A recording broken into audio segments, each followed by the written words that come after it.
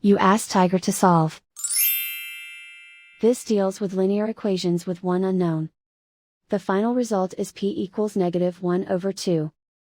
Let's solve it step by step. Simplify the expression.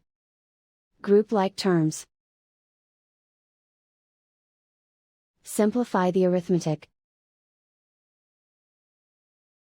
Expand the parentheses.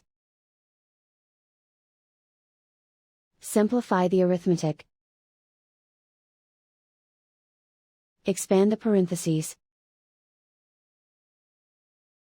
Simplify the arithmetic. Expand the parentheses. Group like terms. Simplify the arithmetic. Group all constants on the right side of the equation. Subtract 2 from both sides. Simplify the arithmetic.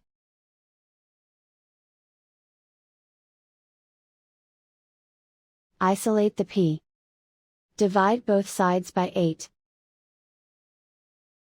Simplify the fraction.